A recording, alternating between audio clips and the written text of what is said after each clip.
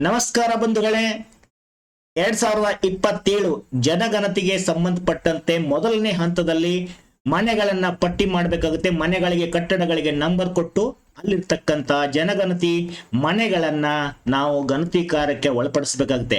ಬಂಧುಗಳೇ, ಇಲ್ಲೊಂದು ಸಿಚುವೇಶನ್ ಇದೆ. ಏನಂತ ಹೇಳಿದ್ರೆ, ನೀವು ಇಲ್ಲಿ ಮೊದಲನೇ ಕಟ್ಟಡಕ್ಕೆ ಹೋಗ್ತೀರಾ. ಮೊದಲನೇ ಕಟ್ಟಡಕ್ಕೆ ಹೋಗಿ 3 ಜನಗಣತಿ ಮನೆಗಳನ್ನ ಗುರುತಿಸಿರ್ತೀರಾ. ನೀವು 3 ಜನಗಣತಿ ಮನೆಗಳನ್ನ ಗಣತಿ ಮಾಡಿ ಬರ್ತೀರಾ. ನೆಕ್ಸ್ಟ್ ಎರಡನೇ ಬಿಲ್ಡಿಂಗ್ ಬರ್ತೀರಾ. ಇಲ್ಲಿ 2 ಜನಗಣತಿ ಮನೆಗಳಿವೆ. ಅಂದ್ರೆ ಏನಾಗುತ್ತೆ ಅಂತ ಹೇಳಿದ್ರೆ, ನೀವು ಈ ಕೆಳಗಡೆ ಮನೆಯಲ್ಲಿ ಇರ್ತಕ್ಕಂತ ಒಂದು ಕುಟುಂಬ ಇರುತ್ತೆ, ನಿಮ್ಗೆ ಜನಗಣತಿಗೆ ಅವೈಲೇಬಲ್ ಇರುತ್ತೆ. ಅದನ್ನ ಜನಗಣತಿ ಮಾಡ್ತೀರಾ. ಇವರು ಮೇಲಿನವರು ಇರಲ್ಲ. ಇದನ್ನ ಈಗ ಮಾಡ್ಲಿಕ್ಕೆ ಆಗಲ್ಲ ನಿಮಗೆ. ಅದನ್ನ ಹಾಗೆ ಬಿಟ್ಟು ಬರ್ತೀರಾ. ಓಕೆ, ಸೊ ಏನ್ ಮಾಡ್ಬೇಕೀಗ? ಅಲ್ಲೇ ನಿಲ್ಲಿಸ್ಬೇಕಾ? ಖಂಡಿತ ಬೇಡ. ನೀವು ಏನ್ ಮಾಡ್ಬೇಕು?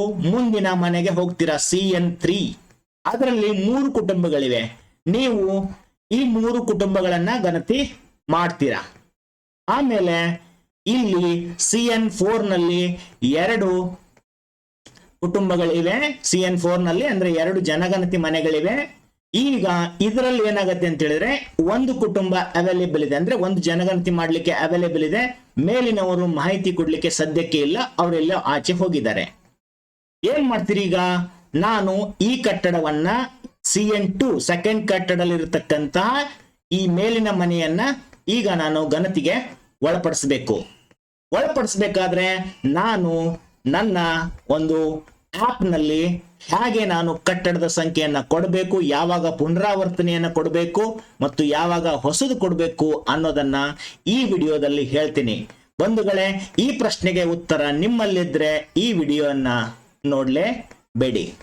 ಇವಾಗ ಬಂಧುಗಳೇ, ನೀವು ನಿಮಗೆ ಗೊತ್ತಿರುವಂಗೆ ಸಾಲಿನ ಸಂಖ್ಯೆ ಇರುತ್ತೆ ವೆರಿ ಟಾಪ್ ಅಲ್ಲಿ. ಅದನ್ನ ಸಿಸ್ಟಮ್ ಕೊಡುತ್ತೆ, ಅಂದ್ರೆ ಆಪ್ ಕೊಡುತ್ತೆ. ನೀವು ಕಟ್ಟಡದ ಸಂಖ್ಯೆಯನ್ನ ಕೊಡ್ಬೇಕಾಗುತ್ತೆ. ಇವಾಗ ನೋಡಿ, ನೀವು ಇಲ್ಲಿ CN1 ನಲ್ಲಿ ರಿಪೀಟ್ ಅಂತ ನಾನು ಹೇಳ್ತೀನಿ ಯಾವಾಗಂತ. ಈಗ ನನ್ನ ಪ್ರಶ್ನೆ ಇರೋದು ಈ ಪ್ರಶ್ನೆಗೆ ಉತ್ತರನ ಹೇಳೋದು ನಿಮ್ಗೆ. ಈಗ ಆಲ್ರೆಡಿ ಮೊದಲನೇ ಕಟ್ಟಡದಲ್ಲಿ 3 ಆಗಿದೆ, ಎರಡನೇ ಕಟ್ಟಡದಲ್ಲಿ 1 ಆಗಿದೆ, 1 ಆಗ್ಬೇಕಾಗಿದೆ. ನೀವು ಮುಂದಿನ ಮನೆಗೆ ಹೋಗಿದ್ದೀರಾ, 3 ಕಂಪ್ಲೀಟ್ ಮಾಡಿದಿರಾ. 4ನೇ ಮನೆಯಲ್ಲಿ 1 ಆಗಿದೆ, ಮೇಲ್ನವರಿಲ್ಲ, ಇದು ಇನ್ಕಂಪ್ಲೀಟ್ ಆಯ್ತು. ಈಗ ನೀವು ವಾಪಸ್ CN2 ನಲ್ಲಿ ಇವರು ಬಂದಿದ್ದಾರೆ, ನಿಮ್ಮನ್ನ ಕರೆದಿದ್ದಾರೆ, ಈ ನಾವು ನಮ್ಮ ಮನೆ ಗಣತಿ ಮಾಡಿ ಅಂತ. ಈಗ ಏನ್ ಮಾಡ್ಬೇಕು ಅಂತ ಹೇಳಿದ್ರೆ, ನೀವು CN2 ನೀವು ನೆಕ್ಸ್ಟ್ ಟೈಮ್ ಹೋಗ್ತಾ ಇದ್ದೀರಾ. ಓಕೆ, ಸೊ CN2 ಬಿಟ್ಟು ಬಂದು CN3 ಮಾಡಿ ನೀವು CN2ಗೆ ಹೊಸದಾಗಿ ವಿಸಿಟ್ ಮಾಡ್ತಾ ಇದ್ದೀರಾ. ಅವಾಗ ನೀವು ಕಟ್ಟಡದ ಸಂಖ್ಯೆ ಜಾಗದಲ್ಲಿ CN2 ಅಂತ ಕೊಡಿ. ಹೊಸದಾಗಿಲ್ಲ, CN2 ಅಂತ ಕೊಡಿ. ತದನಂತರ ಇದೆಲ್ಲ ಯಾವ ಜಾಗದಲ್ಲಿ? ಕಟ್ಟಡದ ಸಂಖ್ಯೆ ಜಾಗದಲ್ಲಿ CN2 ಅಂತ ಕೊಡಿ. ಆಮೇಲೆ ನೀವು ಹೊಸದಾಗಿ ವಿಸಿಟ್ ಮಾಡ್ತಾ ಇರೋದ್ರಿಂದ ಕೆಳಗಡೆ ಮನೆ ಜನಗಣತಿ ಮನೆ ಸಂಖ್ಯೆ ಕೆಳಗಡೆ 2 ಬಾಕ್ಸ್ ಇದೆ. ಒಂದು ಪುನರಾವರ್ತನೆ ಇದೆ, ಇನ್ನೊಂದು ಹೊಸದು ಅಂತ ಇದೆ.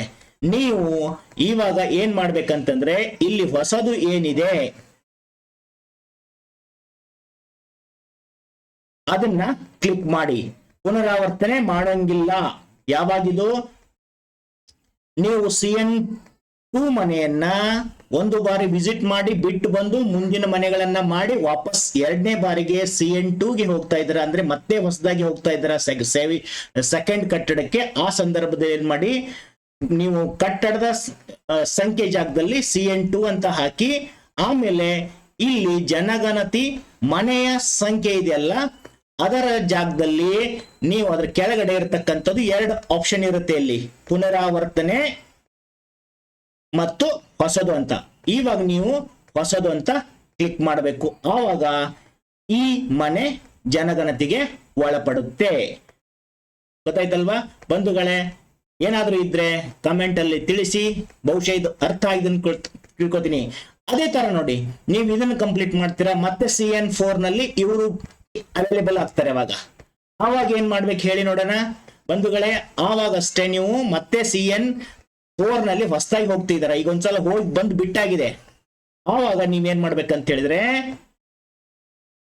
ಈ ಮನೆಯನ್ನ ನಾವು ಮಾಡಬೇಕು. CN4 ನಲ್ಲಿರುವ ಎರಡನೇ ಜನಗಣತಿ ಮನೆಯನ್ನ ಗಣತಿಗೆ ಒಳಪಡಿಸಬೇಕಾಗಿದೆ. ಆವಾಗ ನೀವು ಮತ್ತೆ ಏನ್ ಮಾಡಿ, ಕಟ್ಟಡದ ಸಂಖ್ಯೆ ಜಾಗದಲ್ಲಿ CN4 ಅಂತ ಬರೀರಿ. ಅದ್ರ ಕೆಳಗಡೆ ಇಲ್ಲಿ ಪುನರಾವರ್ತನೆ ಇದೆ, ಅದನ್ನ ಮಾಡೋದು ಹಿಂಗಿಲ್ಲ. ಪುನರಾವರ್ತನೆ ಎರಡು ಬಾರಿ ಇರುತ್ತೆ. ಒಂದು ಕಟ್ಟಡದ ಸಂಖ್ಯೆ ಕೆಳಗಡೆ ಇರುತ್ತೆ, ಇನ್ನೊಂದು ಜನಗಣತಿ ಸಂಖ್ಯೆ ಕೆಳಗಡೆ ಇರುತ್ತೆ. ಕೆಲವೊಂದ್ಸಲ ಅದು ಮಾಸ್ಟ್ ಆಗಿ ಬಿಟ್ಟಿರುತ್ತೆ, ಕೆಲವೊಂದ್ಸಲ ಅದು ಆಕ್ಟಿವ್ ಆಗಿ ಬಿಟ್ಟಿರುತ್ತೆ. ಇವಾಗ ನೀವೇನ್ ಮಾಡ್ಬೇಕಂತ ಹೇಳಿದ್ರೆ CN4 ಗೆ ಹೊಸದಾಗಿ ಮತ್ತೆ ವಿಸಿಟ್ ಮಾಡ್ತಾ ಇದ್ದೀರಾ, ಆವಾಗ ನೀವು ಈ ಏನ್ ಕಟ್ಟಡ ಜನಗಣತಿ ಮನೆ ಸಂಖ್ಯೆ ಇದೆ, ಈ ಬಾಕ್ಸ್ ಅಲ್ಲಿ ನೀವು ಜನಗಣತಿ ಮನೆ ಸಂಖ್ಯೆ ಇರುತ್ತೆ. ಅದ್ರ ಕೆಳಗಡೆ ಇಲ್ಲಿ ಹೊಸದು ಅಂತ ಇದೆ,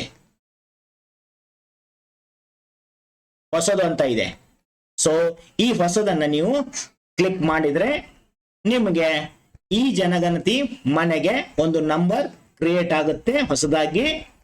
ಮತ್ತು ಇಲ್ಲಿ ನೀವು ಜನಗಣತಿಯನ್ನ ಈ ಮನೆದು ಸುಲಭವಾಗಿ ಮಾಡಬಹುದು. ನಿಮಗೇನಾದ್ರೂ ಮತ್ತೆ ಸಮಸ್ಯೆ ಇದ್ರೆ ಕಮೆಂಟ್ ಬಾಕ್ಸ್ ಅಲ್ಲಿ ತಿಳಿಸಿ, ಅದಕ್ಕೆ ಉತ್ತರಿಸುವ ಪ್ರಯತ್ನವನ್ನ ಮಾಡ್ತೀನಿ. ಧನ್ಯವಾದ ಬಂಧುಗಳೇ.